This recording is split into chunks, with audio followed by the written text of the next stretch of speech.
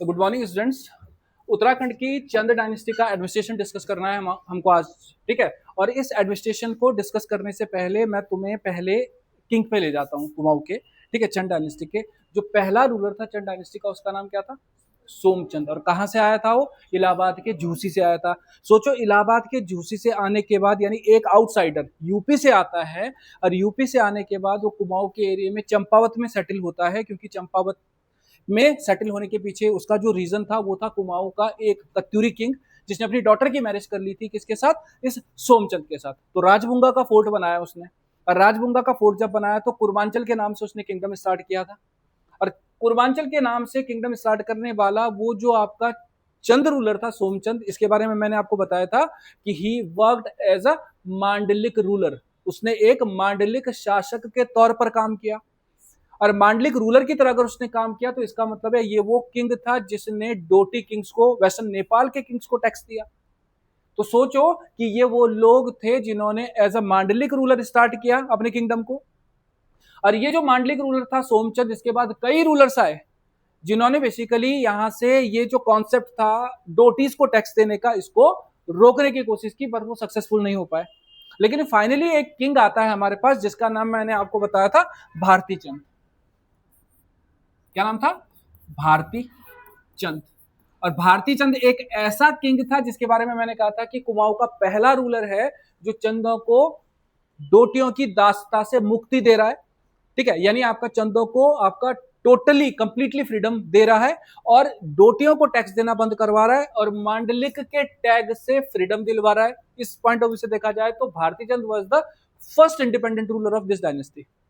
तो सोचो, ये वो एम्पायर था जिसने एज अ मांडलिक रूलर यहाँ पे स्टार्ट किया अपना रूल। और फाइनली अगर हम 700 से आसपास से इस एम्पायर को लेना शुरू करते हैं तो 700 से लेकर 1790 तक इन्होंने रूल किया होगा। तो डेफिनेटली 1790 तक अगर रूल किया तो हम ये नहीं कह सकते कि केवल पावरफुल रूलर्स रहे होंगे। ठीक है, पावरफुल रूलर्स होने के साथ साथ दे वर डिप्लोमेटिक रूलर्स। ठीक है, उनके पास आपका बेसिकली क्या थी यहाँ पे? वेलफेयर ऑफ स्टेट की पॉलिसी थी, यानी समाज कल्याण की आपका नीति थी। ठीक है, वो आपका क्या चाहते थे? वो डेवलपमेंट चाहते थे। यही रीजन था कि इस डेवलपमेंट के प्रोसेस में उन्होंने आपकी जो पब्लिक थी, जो प्रजा थी, जो सब्जेक्ट्स थे, उनके साथ फ्रेंडली रिलेशंस बनाए। यहां तक कि जो पावरफुल अपोनेंट्स थे, जो आपका उनके क्या थे? पावरफुल आपका शक्तिशाली विरोधी थे, उनके साथ भी डिप्लोमेटिक रिलेशन बनाए। जैसे हम बात करते हैं चंदो ने आपका मुगलों के साथ आपका दोस्ती निभाई, फ्रेंडशिप निभाई, क्योंकि उनको पता था कि अगर चंदों के साथ वो मुगलों के साथ वो क्या करते, क्लैश करते, तो मुगल्स आपका इनको डिफीट दे सकते थे, इनका पूरा आपका बेसिकली अस्तित्व ही मिटा सकते थे। यही रीजन था कि उन्होंने आपका मुगल्स के साथ आपका फ्रेंडली रिलेशंस आपका स्टार्ट किए, और उन्हीं मुगल्स की फ्रेंडली रिलेशंस के साथ आपका या अपनी डिप्लोमेटिक स्किल्स के साथ उन्होंने इतने लंबे समय तक रूल किया। दूसरी कंडीशन अगर मैं बात करता हूं तो अब यहां पर जो रूलर था, आपने कहीं पे कोई ऐसा रूलर देखा जिसको हमने कहा कि वो क्या था? वो डेस्पोटिक रहा होगा, यानी वो निरंकुश रहा होगा। निरंकुश का मतलब है जिसपे अंकुश नहीं लगाया जा सकता, जिसको रोका नहीं जा सकता। मुझे नहीं लगता कि हमने कोई ऐसा किंग पढ़ा था जिसको हम कंट्रोल नहीं कर सकते थे। और किंग को कंट्रोल कर रहे थे लोग, किसकी हेल्प से कर रहे थे? अ काउंसिल ऑफ मिनिस्टर्स की हेल्प से कर रहे थे। तो हम कह रहे थे कि जो ये हमारे पास एडमिनिस्ट्रेशन है, इस एडमिनिस्ट्रेशन में इनिशियल फेज में जब सोमचंद ने अपना किंगडम स्टार्ट किया एज अ मांडलिक रूलर, तब भारती चंद आके बाद में मांडलिक रूलर से उनको फ्रीडम देता है, और फिर वो इंडिपेंडेंटली जब बिहेव करते हैं स्टार्ट, तो उसमें पब्लिक वेलफेयर की पॉलिसीज के थ्रू डिप्लोमेटिक आपका रिलेशंस बनाते हुए उन्होंने अपनी सोसाइटी का वेलफेयर किया। इस सोसाइटी के वेलफेयर में king was the supreme authority of the administration. ठीक है, but he was not despotic, वो निरंकुश नहीं था, प्रशासन की सर्वोच्च इकाई वो था। और वो क्या कर रहा था? अपनी काउंसिल ऑफ मिनिस्टर्स की हेल्प से, अपनी मंत्रिपरिषद की हेल्प से डिसीजन लेने का काम कर रहा था। दूसरी कंडीशन, ये जो किंग था, ये किंग आपका एडमिनिस्ट्रेशन का वो आपका अधिकारी था, या ये वो ऑफिसर था जो लैंड डोनेशन में भी दे रहा था। आपने इसका सबसे पहला एग्जाम्पल देखा होगा एक किंग के नाम पर जिसको हमने कहा था गरुड़ ज्ञानचंद। और गरुड़ ज्ञानचंद ने अपने एक बहुत फेमस कमांडर को, जिसका नाम था नीलू कठायत, उसको रौत में 3 गांव आपका गिफ्ट में दिए थे। रौत आपका वो लैंड थी जो ब्रेवरी के लिए मिल रही थी, वेल्लोर के लिए मिल रही थी। ठीक है, तो वो किंग ऐसे थे जो बेसिकली क्या कर रहे थे? यहाँ पे लैंड भी डोनेशन में दे रहे थे। ये वो किंग थे जो लास्ट जज भी थे, यानी कोई कॉम्प्लिकेटेड केस आता था जिसमें आपका जस्टिस नहीं हो पा रहा था, उस केस में किंग वाज द आपका पर्सन जो जस्टिस देने का काम कर रहा था। ठीक है, दूसरी कंडीशन, हमें पता है कि एडमिनिस्ट्रेशन में 3 चीजें होती हैं। हमने कहा हमारे पास विधायिका होती है, हमारे पास कार्यपालिका होती है और हमारे पास न्यायपालिका होती है। यानी हमारे पास जुडिशरी होती है, हमारे पास एग्जीक्यूटिव होती है, और हमारे पास क्या होता है यहाँ पे आपका, और जस्ट जुडिशरी हो गया, एग्जीक्यूटिव हो गया, और आपका लेजिस्लेचर। तीन चीजें होती हैं। तीनों चीजों का चीफ कौन था यहाँ पर? राजा था। और इस किंग के जो आपका इंपॉर्टेंट एडमिनिस्ट्रेटिव ऑफिसर्स थे, उनकी अगर हम बात करते हैं तो यहाँ पे नाम ऑलरेडी मेंशन्ड है इनके। जैसे आप देख सकते हो बख्शी, बहुत बार एग्जाम में पूछा है बख्शी को लेके, ठीक है। बख्शी, ध्यान रखना, ये तो मुगल्स के टाइम पे भी था बख्शी हमारे पास। ये आपका कौन था? आर्मी और इकोनॉमी को रेगुलेट करने वाला ऑफिसर था। ये कुछ इंपॉर्टेंट पार्ट्स हैं, ठीक है। दूसरी आपका वजीर, एडमिनिस्ट्रेशन का आपका जो है चीफ, ठीक है, जिसको आप हम क्या कहते हैं, एक तरह से मंत्री भी कह सकते हैं, मुख्यमंत्री भी कह सकते हैं, राइट। नेक्स्ट है लेखिया। लेखिया का मतलब लिखने वाला, रिकॉर्ड होल्डर, ठीक है, ये आपका हो गया। नेक्स्ट आपका आता है फौजदार या किलेदार। फौजदार किलेदार की अगर मैं बात करता हूं तो ओवरसीज जो आर्मी हुआ करती थी, है ना, जैसे मैं कहूं कि मैं आपका कौन हूं, मैं आपको चंद किंग हूं, और मैंने क्या कर दिया, इसको अपना कमांडर बना दिया, मैंने इसको अपना कमांडर बना दिया, और मैंने देखा कि इन्होंने आपका बहुत वेलोर दिखाया, बहुत वीरता दिखाई बैटल के फील्ड में, तो मैंने कहा you are appointed as the फौजदार ऑफ रिस्पना एरिया। यानी रिस्पना के एरिया की आपका अपॉर्चुनिटी किसके पास आ गई? इसके पास आ गई। अब ये उस एरिया में आर्मी भी रख सकती है, और आर्मी रखने के बाद वहां से टैक्स भी ले सकती है, उस टैक्स से खुद भी अपना डेवलपमेंट करेगी, अपनी सोसाइटी का डेवलपमेंट करेगी, और वहां से जो टैक्स होगा उस टैक्स को किसको देने का काम करेगी? राजा को देने का काम भी करेगी, राइट। नेक्स्ट अगर हम देखते हैं बच्चों, तो यहाँ पे हमारे पास था राजपुरोहित और धर्माधिकारी। राजपुरोहित यानी राजा का पुरोहित, यानी एडमिनिस्ट्रेशन में आपका जो बेसिकली प्रीस्टली क्लास हुआ करती थी, ठीक है, पुरोहित वर्ग होता था उसका प्रधान, तो इसको राजपुरोहित भी कहा गया है, इसको धर्माधिकारी भी कहा गया है, धर्म का अधिकारी, राइट। और अगर मैं आगे आता हूं तो यहाँ पे आपके हमारे पास ब्राह्मण्स जो बेसिकली थे वो एस्ट्रोलॉजर का काम कर रहे थे, ठीक है, और कई तरह के आपके फंक्शनल आपका अदर काम भी कर रहे थे, यही जो आपका राजपुरोहित थे और धर्माधिकारी थे, ये आपको ध्यान रखना है।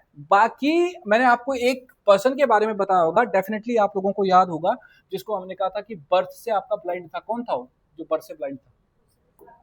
शक्ति सिंह गोसाई था। शक्ति सिंह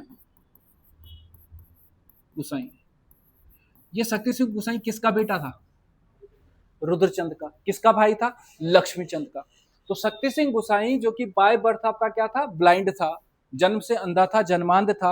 आपको पता होगा कि बहुत टैलेंटेड पर्सन था, इतना टैलेंटेड था कि किंग भी बन सकता था, लेकिन इसका ब्लाइंड होना ही इसकी आपका जो है कहीं ना कहीं क्या पीछे रहने का कारण बन गया। यही रीजन था कि लक्ष्मीचंद को किंग बनाया गया, लेकिन ब्लाइंड होते हुए भी इसने आपका एडमिनिस्ट्रेशन में बहुत सारे काम किए, ठीक है। इसने एडमिनिस्ट्रेशन में सबसे बड़ा जो काम किया वो एडमिनिस्ट्रेटिव सेटअप को डेवलपमेंट किया।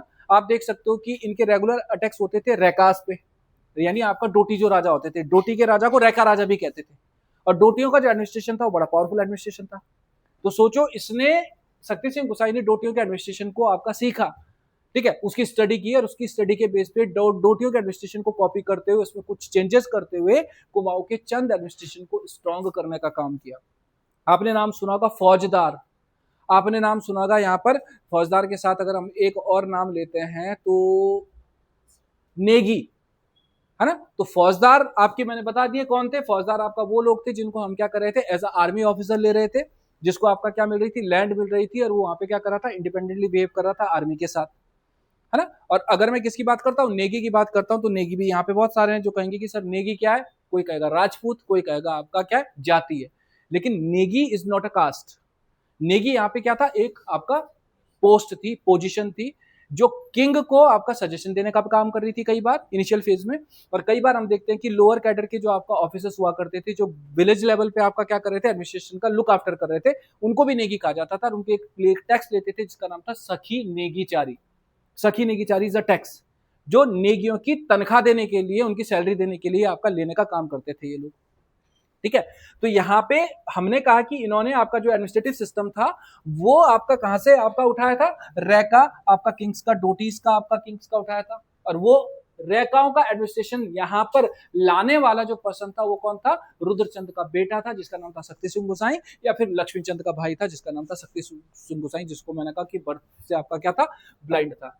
अब इनके एडमिनिस्ट्रेशन में अगर मैं जनरली बोलूं तो इनके एडमिनिस्ट्रेशन में जो सबसे इंपॉर्टेंट पार्ट निकल के आता है वो निकल के आता है इनका कास्ट बेस्ड एडमिनिस्ट्रेटिव सिस्टम, ठीक है। और Somchand was the first ruler जिसने कास्ट बेस्ड एडमिनिस्ट्रेटिव सिस्टम में यहाँ पे चार आल का कॉन्सेप्ट लाया। चार आल का जो कॉन्सेप्ट है, इस चार आल को चार आल भी कहते हैं, और इस चाराल में हमारे पास 4 कास्ट थी, कार्की थी, तड़ागी थी, बोहरा थी और चौधरी थी। यानी ये वो आपका हमारे पास कास्ट थी जो आपका बहुत पावरफुल हुआ करती थी, तो इनको अपने फेवर में करने के लिए उसने उन्हें आपका जो है कहीं ना कहीं क्या कर दिया, जो आपके फोर्ट एरियाज थे उन फोर्ट एरियाज का फोर्ट्रेस बना दिया, यानी किलेदार बना दिया। ठीक है, किलेदार बनाने से फायदा क्या हो गया, ये जो लोग क्या कर सकते थे, इसके अगेंस्ट लॉबिंग कर सकते थे, सोमचंद के अगेंस्ट उन्होंने लॉबिंग करना बंद कर दिया, क्योंकि उनको भी एक पोजीशन मिल गई। और इसी आल कस्टम से फिर आपके कई सारे आल निकल के आ गए, मैंने मेंशन नहीं किए यहाँ पे, मैं एग्जांपल दे देता हूं। जैसे एक था आपका चार आल, चार आल, ठीक है। पंचथोक का नाम सुना होगा, ठीक है। छह घरिया, पौरी 15 विश्वाहा,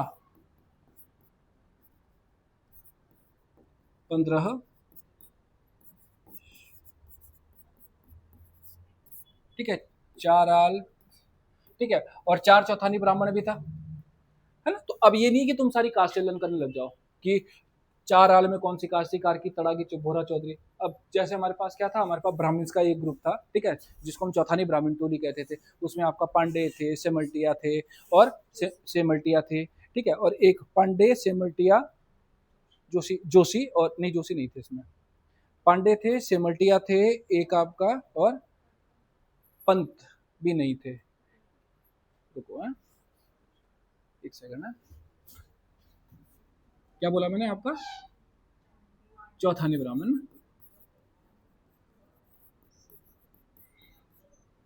पांडे, ठीक है, सेमल्टिया, पांडे सेमल्टी के बाद हमारे पास देखेंगे तो एक सेकंड रुकना, पांडे,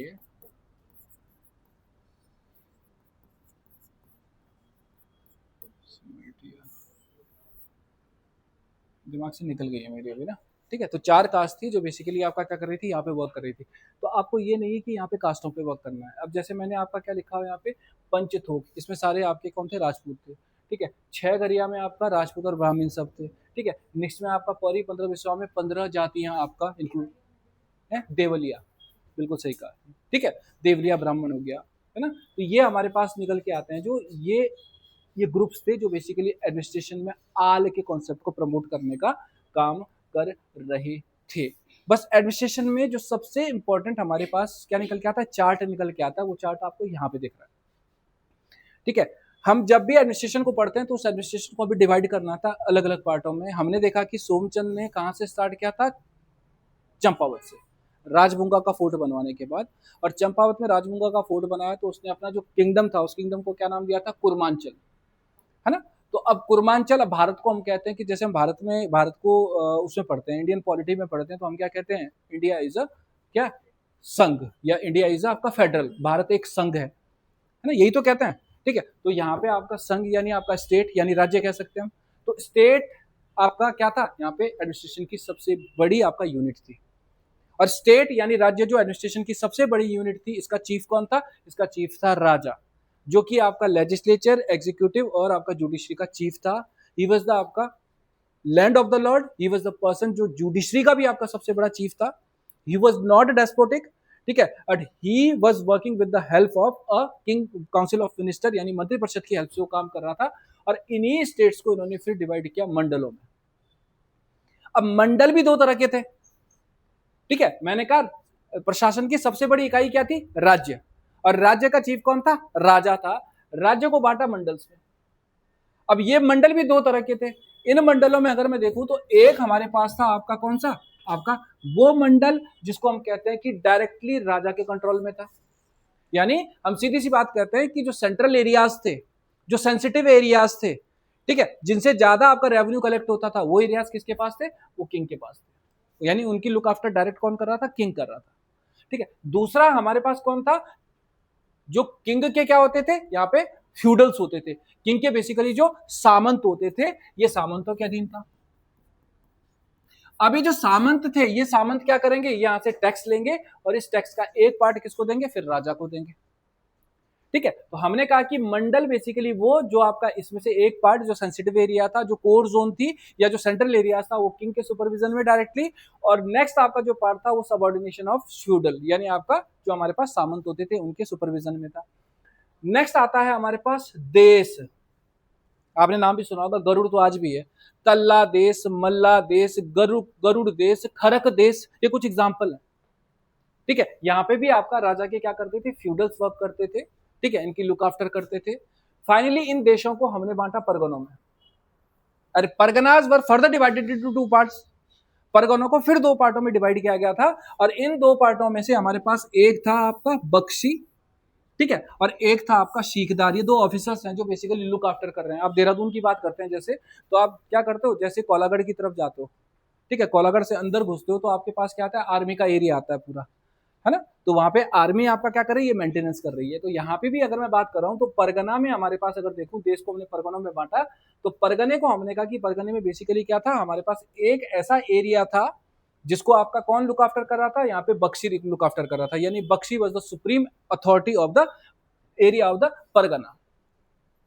ठीक है, यानी आपका ये कौन था, ये आपका वो एरिया था जो डायरेक्टली आपका किसके सुपरविजन में था, आर्मी के सुपरविजन में था। ठीक है, नेक्स्ट हमारे पास क्या था, सबऑर्डिनेशन ऑफ सिविल ऑफिसर।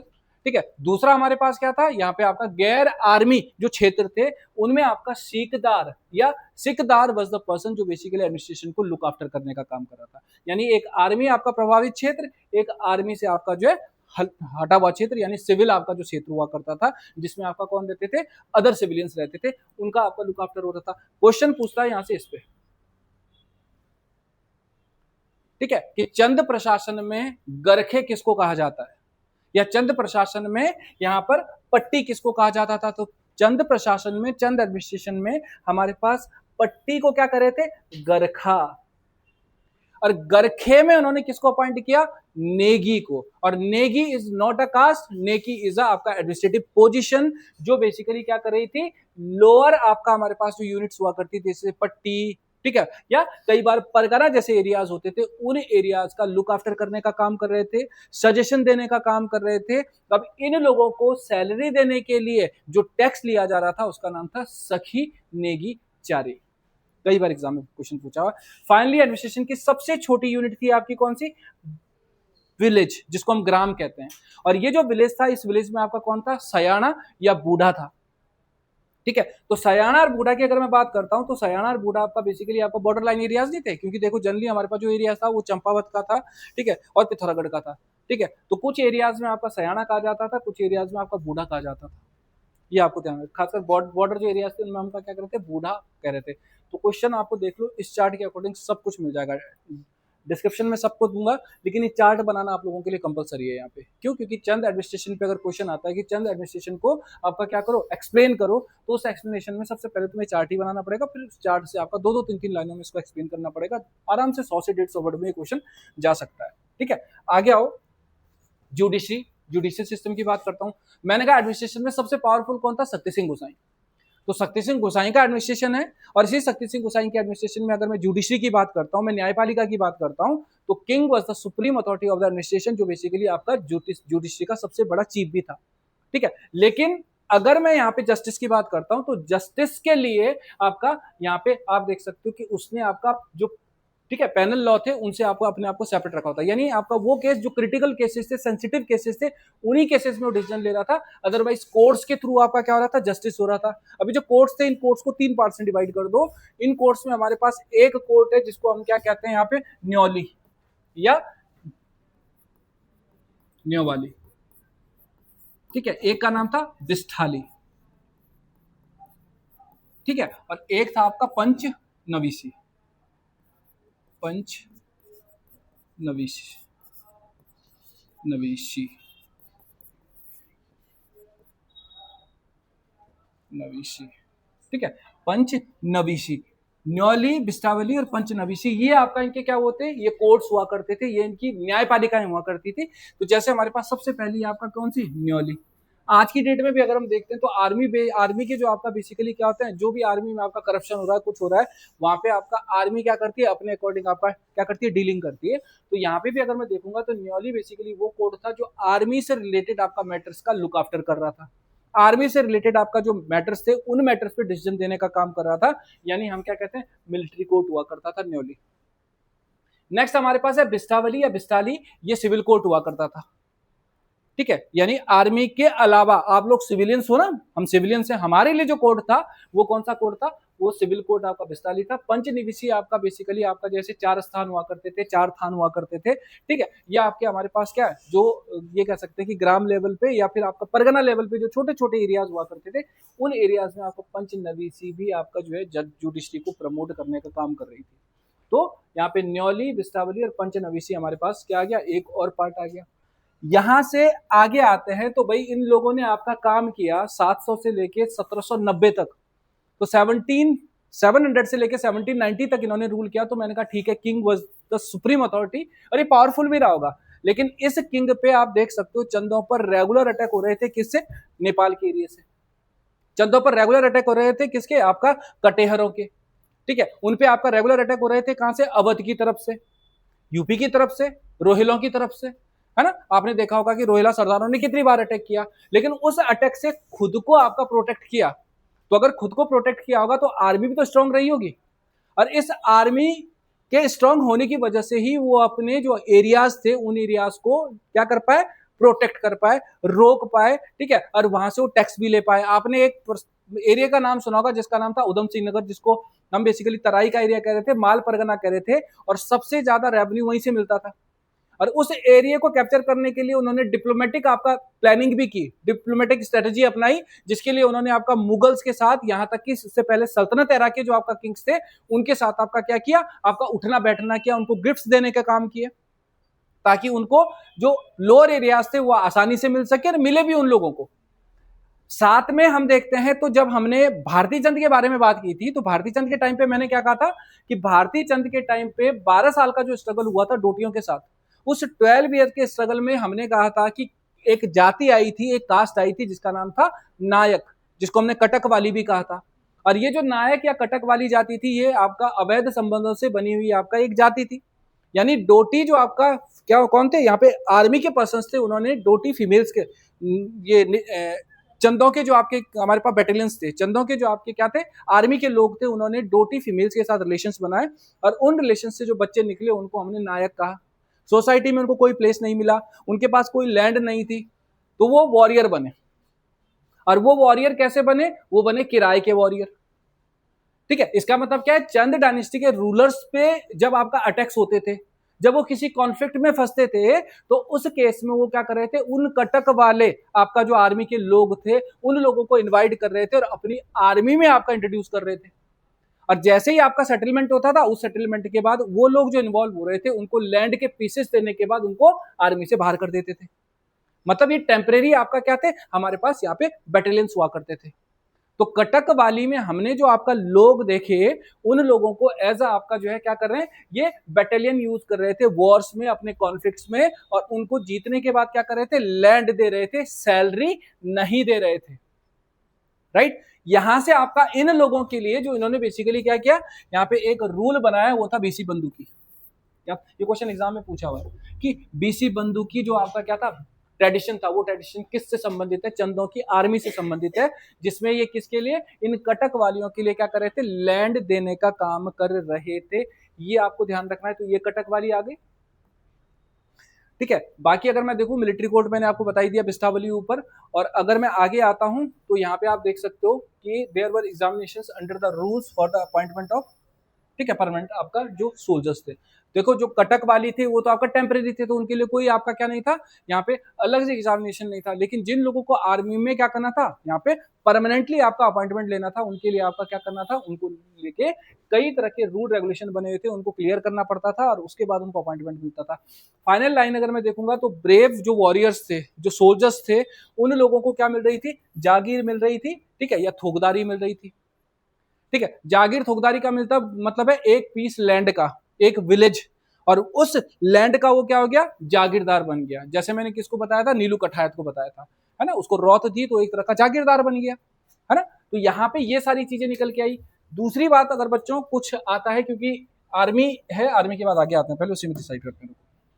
ये रेवेन्यू है, ठीक है। रेवेन्यू की अगर मैं बात करता हूं तो यहाँ पे मैं कुछ वर्ड्स हैं जिनको हाईलाइट करूंगा, ठीक है। जैसे आप देख सकते हैं यहाँ पे क्या लिखा है, जागीर, ठीक है। यहाँ पे लिखा है रौत, ठीक है। यहाँ पे लिखा है आपका गूंठ भूमि, जिसको हम क्या कहते हैं, संकल्प भूमि भी कहते हैं या फिर आपका विष्णु प्रीति भी कहते हैं। तो पहला जो है हमारे पास वह है जागीर। ब्रेवरी के लिए तो मैंने रॉथ कह दिया। हाँ, तो बेसिकली आपका जागीर हम ये कह सकते हैं कि सपोज यू आर माई कह सकते हैं कि क्या कौन सा रॉथ, रॉथ नहीं नहीं जागीर नहीं, ये आपका गूढ़ भूमि जाएगी ब्राह्मण को। एक्चुअली ये जो जागीर है ना, जागीर मैंने कहा ना कि suppose you are my administrative officer, आप मेरी एडमिनिस्ट्रेटिव ऑफिसर हो, तो मैंने आपको क्या कर दिया, मैंने आपको सैलरी नहीं दी। मैंने कहा आपको सैलरी की जगह क्या मैं दे रहा हूँ, एक लैंड दे रहा हूँ, एक एरिया दे रहा हूँ, और उस एरिया से आपको क्या करना है, रेवेन्यू कलेक्ट करना है, खुद के लिए भी और सोसाइटी के लिए भी। ये आपका जागीर। तो आपको सैलरी नहीं दी, आपको जागीर दी, लैंड दी, तो आप क्या बन गए, जागीरदार बन गए। ठीक है। दूसरा मैंने कहा रॉथ, रॉथ आपका ब्रेव वॉरियर्स के जो के लिए लैंड आपका गिफ्ट में मिली, उसको हमने क्या कहा, रॉथ। गूढ़ भूमि, जिसको आपका कई जगह संकल्प भूमि भी लिखा हुआ है, जिसको कई जगह विष्णु प्रीति भी लिखा हुआ, तो विष्णु तो भगवान होता है ना। संकल्प नहीं लेते हम कोई, तो संकल्प लेने के बाद हम कहते हैं कि ये भगवान बस पीसीएस क्वालिफाई करा दे, मैं तेरे को छत्र चढ़ाऊंगा, या मैं तेरे को, है ना, कहते हैं ना। तो यहाँ पे भी यही है। गूढ़ भूमि आपका जो थी, संकल्प भूमि जो थी, आपका विष्णु प्रीति थी, वो आपका रिलीजियस पर्पज के लिए डोनेशन में दी जाने वाली लैंडे थी, या प्रीस्टली क्लास को, ब्राह्मण क्लास को दी जाने वाली लैंडे थी। ठीक है। तो बेसिकली इसमें से आप बताओ कि टैक्स पड़ेगा, इसमें इससे टैक्स पड़ेगा, इस पे टैक्स पड़ेगा क्या? संकल्प भूमि विष्णु प्रीति से टैक्स ले सकते हैं? नहीं ले सकते हैं। तो ये टैक्स फ्री लैंड भी थी, ये वाली। अब देखो भूमि को कहते क्या थे, लैंड को क्या कहते थे, लैंड को कहते थे थात। ठीक है। अब ध्यान रखना, a piece of land is known as thaat, और इस थात पे मैंने अपॉइंट किया किसको, थातवान को। ठीक है। सपोज मैं कह रहा हूं कि ये क्या है, ये आपका एक पीस है लैंड का, इस लैंड पे मैंने क्या कर दिया, इसको अपॉइंट कर दिया एज अ थातवान। यानी लैंड के पीस पे, लैंड का piece is known as thaat, land is known as thaat, और उस थात पे जो आपका क्या था, किंग का आपका क्या था, एडमिनिस्ट्रेटिव ऑफिसर था, the person is known as thaatwan. अब इस थातवान का क्या काम था, इस थातवान का काम था वहां से टैक्स लेना।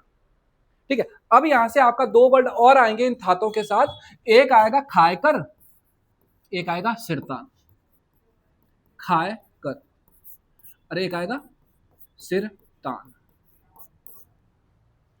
अब ये जो खायकर था, ये खायकर कौन था, जनरली किराए के किसान थे। ठीक है। टेनेंट फार्मर्स थे। अब ये जो टेनेंट फार्मर्स थे, इनकी अगर मैं बात करूं, सपोज आपका, मैंने कहा कि अ पीस ऑफ लैंड, अब पीस ऑफ लैंड का मतलब ये नहीं कि ये कमरा हो गया। अब पीस ऑफ लैंड का मतलब है, मैंने कह दिया क्या, रिस्पना का एरिया, मैंने कहा धर्मपुर का एरिया, इसको मैंने क्या कहा, थात का। तो अब इस थात पे मैंने क्या कर दिया, इस लड़की को अपॉइंट कर दिया। तो अब ये बताओ कि मैं तो किंग हूं, मैंने तो इसको अपॉइंट कर दिया, तो इसका मतलब ये तो नहीं हो गया कि सारी लैंड इसकी हो गई। थातवान तो तब तक है ना जब तक मैंने कहा, जिस दिन मेरा मन होगा मैं हटा दूंगा। तो क्या इस थात पे यही थी या इसके नीचे भी कोई था? हाँ ना, रहा होगा ना भाई, यहां पे तुम्हारा कोचिंग है, ये भी तो है ना, इसके बगल में इतने बड़े बड़े शोरूम है यहाँ पर, ये भी तो है। तो इसका मतलब क्या है कि ये कौन है, ये एक ऑफिसर है जिसको किंग ने अपॉइंट किया, इसकी ड्यूटी है वहां से टैक्स देना। तो अब इस थातवान के नीचे मैंने कहा खायकर थे। खायकर कौन थे, खायकर वो लोग थे जिनकी एक्चुअली वो लैंड्स हुआ करती थी, जिनकी वो जमीनें हुआ करती थी। तो अब थातवान ने क्या किया, इन खायकरों से आपका टैक्स लिया, किसके कहने पर, राजा के कहने पर। ये वो कौन थे, ये परमानेंट फार्मर्स हैं जिनको थातवान हटा नहीं सकता। अब लैंड मेरी है, कागज मेरे नाम के हैं, तो ठीक है, मेरे ऊपर कोई बैठ भी जाए तो मेरे को लैंड से रिप्लेस नहीं कर सकता, वो मेरे से टैक्स ले रहा है। ठीक है। तो मैंने कहा कि थातवान जो किंग ने अपॉइंट किया था, वो क्या कर रहा था, खायकारों से टैक्स ले रहा था, और इस टैक्स को फिर राजा तक पहुंचा रहा था, किंग तक पहुंचाने का काम कर रहा था। मींस खायकर कौन थे, परमानेंट फार्मर्स थे, टेनेंट फार्मर्स थे लेकिन परमानेंट थे। लेकिन मैंने कहा कि परमानेंट थे। अब ये चंचल शॉप है यहाँ पे, है ना। अब इस चंचल में आपका देखोगे, मैं कहूँ कि ये किसान है, तो क्या मैं सही कह रहा हूँ, किसान है ना, नहीं है, वो तो बहुत बड़ा किसान है। अब वो बहुत बड़ा अगर किसान है, तो उस ये है चंचल शायद नीचे, हाँ जो भी है ना, यहाँ पे राहुल है ना, तो चंचल है, राहुल है, दो हैं ये। अरे बहुत बड़े क्या कह सकते हैं हम, आपका जो है खायकर कह सकते हैं, मतलब इनके आपका बहुत बड़ी आपका लैंड है, बहुत बड़ा एरिया इनके पास। तो क्या ये खुदाल लेके खुद मतलब समोसे बना रहे हैं, या करछा लेके खुद समोसा बना रहे हैं? इन्होंने कई लोगों को अपॉइंट करा हुआ है। अब एक लड़के ने समोसा जला दिया, तो क्या उसको अपने पास रखेगा? नहीं रखेगा, उसको हटा देगा। वही हटाए जाने वाले जो आपके लोग थे, उनको कहते थे सिरतान। मेरा कहने का मतलब है कि देखो, थातवान राजा ने अपॉइंट किया, खायकार वो थे जिनकी वो लैंड हुआ करती थी, लेकिन ये छोटे भी थे बड़े भी थे। किसी के पास आधा बीघा है, किसी के पास 10 बीघा है। तो आधा बीघा वाला तो बेचारा खुद ही आपका क्या करेगा, एग्रीकल्चर करेगा, लेकिन 10 बीघा वाले बोलेगा मैं क्यों करूं भाई, मैं क्या कर रहा हूं, मैं इसको अपॉइंट कर रहा हूं, मैं इसको अपॉइंट कर रहा हूं, मैं इसको अपॉइंट कर रहा हूं, मैं किसको अपॉइंट कर रहा हूं, मैं सिरतान को अपॉइंट कर रहा हूं। अब सिरतान को अपॉइंट किया तो मैंने कहा सिरतान ये अपॉइंट किए, सिरतान ये जो है खेती बाड़ी कर नहीं रहे, तो मैं झेलूंगा, मैं तो हटा दूंगा इनको। मैंने कहा नहीं जी, मैं तुम्हें नहीं रख रहा हूं, मैं तुम्हें रख रहा हूं। तो इसका मतलब है ये सिरतान क्या थे, ये आपके वो लोग थे जो टेम्परेरी फार्मर्स थे, जो अस्थायी कृषक थे, जिनको हटाया जा सकता था। लेकिन अब मैंने कहा कि ये जो सिरतान है इसको किसने अपॉइंट किया, खायकर ने। तो ये टैक्स किसको देगा बताओ, खायकर को देगा या डायरेक्ट ऊपर देगा, जिसने अपॉइंट किया उसी को तो देगा टैक्स। तो यहां सिरतान ने किसको टैक्स दिया, इसको टैक्स दिया, ठीक है। और फिर खायकर ने किसको दिया, थातवान को दिया, थातवान ने किसको दिया, राजा को दिया। अब मैंने कहा कि सपोज, है ना, जरूरी थोड़ी है कि आपका लैंड पे कोई है, मैंने कहा चंचल है या राहुल है, बगल में एक बहुत बड़ा खेत भी तो है खाली, उसपे तो कोई भी नहीं है। तो जब उसपे कोई नहीं है तो उसपे आपका थातवान ने क्या कर दिया, थातवान ने डायरेक्ट किसको अपॉइंट कर लिया, सिरतान को अपॉइंट कर लिया। कुछ लैंड ऐसी भी तो होंगी जिन पे आपका कोई स्वामी नहीं है, कोई भूस्वामी नहीं है, तो उसकी जगह आपका सिरतान को अपॉइंट कर दिया थातवान ने, तो ये किसको टैक्स देगा, ये डायरेक्ट आपका थातवान को टैक्स देगा। तो इसको ध्यान रख लेना कि ये क्या है, ठीक है। थातवान किंग का एक ऐसा पर्सन जिसको अपॉइंट किया गया था लैंड पे, लेकिन इस लैंड पे कई क्या थे, हमारे पास खायकर थे और सिरतान थे। खायकर वो जो परमानेंट फार्मर्स थे, सिरतान वो जो टेम्परेरी फार्मर्स हुआ करते थे। ये आपको ध्यान रखना, बस ये हटाए जा सकते थे, अगर अच्छा काम नहीं कर रहे हैं तो उनको रिप्लेस किया जा सकता था, ठीक है बच्चों। आगे अगर मैं आता हूं तो यहाँ पे हम बात करें तो एडमिनिस्ट्रेशन में हमारे पास, हम जब रेवेन्यू की बात करते हैं तो लैंड के मेजरमेंट के लिए भी तो यूनिट्स होंगी, है ना। आज की डेट में पहाड़ों पे, देहरादून में तो आपको देख रहे हो कि आप गज के हिसाब से चल रहा है ना। लेकिन आज की डेट में पहाड़ों में आप जाते हो तो पहाड़ों में आज भी लैंड आपका जो हम क्या कर रहे हैं, परचेज कर रहे हैं, सेल कर रहे हैं, किसके नाम पे कर रहे हैं, नाली के नाम पे कर रहे हैं। तो लैंड के मेजरमेंट के लिए जो यूनिट्स थी, उन यूनिट्स में हमारे पास थी नाली, है ना। और नाली की अगर मैं बात करता हूं तो यहाँ पे जो ये नाली है, एक नाली में कितना आपका जो है क्या किलोमीटर, 200 स्क्वायर मीटर। ये क्वेश्चन कई बार एग्जाम में पूछा हुआ है, ठीक है। तो नाली आपकी क्या थी, लैंड की मेजरमेंट की यूनिट थी। और नाली जो लैंड की मेजरमेंट की यूनिट थी, एक नाली इक्वल टू होता था 200 स्क्वायर मीटर, यानी 200 वर्ग किलोमीटर भूमि, ठीक है। अब यहाँ पे एक नाली में 200 स्क्वायर मीटर हुआ, ठीक है। अब यहां से आपने बीघा भी तो सुना होगा, ठीक है। तो बीघा की अगर मैं बात करता हूं तो एक बीघा बराबर होता था 20 नाली। ये कुछ चीजें जो ध्यान रखनी है आपको, ठीक है। ऐसी आपका जूला था, क्या नाम था, जूला। जूला में आपका अगर मैं देखूं तो जूला में अब क्विंटल है, एक जूला बराबर 10 क्विंटल। तो क्या ये लैंड के मेजरमेंट के लिए होगा कि 10 क्विंटल लैंड है मेरे पास, ये आपका किसके लिए, ग्रेन्स के मेजरमेंट, या अदर आपके हमारे पास क्या थे जो सर्विसेज हुआ करती थी उनके लिए थे। अधाली, एक अधाली बराबर 15 केजी, ठीक है। तो ये आपका लैंड के अलावा जो बाकी मेजरमेंट की चीजें उनके लिए है। और रत्ती, मासा, काच, है ना, यहाँ में से कई सारे ऐसे बच्चे होंगे जिनके हाथों में आपके क्या होंगे, कुछ आपके जो है क्या रिंग्स होंगी, है ना, अंगूठियां होंगी। उस अंगूठी में आपका किसी को गुस्सा आता है तो किसी ने आपका पुखराज पहना हुआ, किसी ने नीलम में पहना हुआ, है ना, पहना होगा, नहीं भी पहना होगा तो आप पहनोगे, है ना। तो यहाँ पे अगर मैं देखूंगा तो रत्ती, मासा, काच या तोला, है ना। अब किसी ज्वेलरी की शॉप पे जाते हो तो क्या बोलते हैं, 1 किलो सोना दे दो, तो आप क्या बोलते हो, 1 तोला सोना दे दो, है ना। तो यहाँ पे आपका ये हमारे पास क्या था, जो मेटल्स हुआ करती थी उन मेटल्स के मेजरमेंट की आपका यूनिट्स हुआ करती थी। ये भी ध्यान रखना है आप लोगों को। तो ये क्वेश्चन एग्जाम में पूछे हुए हैं सारे, ठीक है। यहाँ पे एकड़ नहीं लिखना है, यहाँ पे आपको क्या, एक सेकंड है, यहाँ पे क्या लिखना है, 20 नाली बराबर आपका 1 बीघा, ठीक। अब आओ आगे, चंदों का जो एडमिनिस्ट्रेशन था बच्चों, उस एडमिनिस्ट्रेशन को हमने कहा 700 से लेके 1790 तक इन्होंने रूल किया।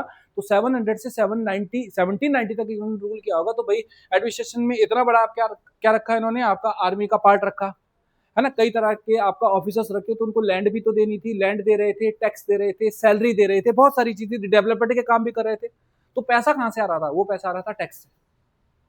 और टैक्स की अगर मैं बात करता हूं तो टैक्स आपका अगर मैं देखूं तो इनके यहाँ एक कॉन्सेप्ट था टैक्स टेस्टों में, वो था आपका 36 रकम 32 कलम। नाम सुना है, नहीं सुना होगा।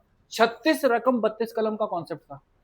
तो 36 रकम का मतलब है, हिंदी वाले तो समझ रहे होंगे 36 क्या होता है, 36 लिखा तो है, 36 और 32, 36 प्लस 32 कितना होता है 68। तो चंद टोटल कितने टैक्स ले रहे थे? 68 टैक्सेस ले रहे थे। ठीक है, अब रकम का मतलब क्या हो गया? कैश। ठीक है, और यहाँ पे कलम का मतलब है आपका वो जो ग्रेन्स की फॉर्म में ले रहे थे। तो चंदों के आपका एडमिनिस्ट्रेशन में टैक्सों का बहुत बड़ा रोल है। टैक्सों को कलेक्ट करने के बाद उन्होंने डेवलपमेंट के काम किए, सैलरी देने के काम किए। ठीक है, अपने आपके जो क्या थे उनके प्लेजर्स थे या अपने जो प्रिविलेज थे वो आपका उन्होंने पूरे करने का काम किए। तो 36 रकम 32 कलम का कॉन्सेप्ट वाज इंट्रोड्यूस बाय चंदास, और इसको खत्म करने का काम किसने किया था? गोरखों ने किया था। ठीक है, अभी जो 36 रकम थे 32 कलम थे, बच्चे बोलते हैं सब 36 के 36 टैक्सेस लिखने, नहीं लिखना है।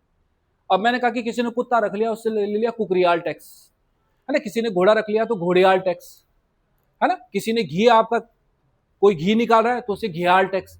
हमें वो टैक्स नहीं करना है, हमें जो मेजर टैक्सेस हैं उन टैक्सेस पे फोकस करना है। और इन टैक्सेस में बच्चों हमारे पास सबसे पहला जो टैक्स निकल के आ रहा है, जो बहुत बार एग्जाम में पूछा हुआ है, नाम से ही पता चल रहा है, कटक। कटक क्या था? आपका सैन्य कर था, यानी मिलिट्री टैक्स था।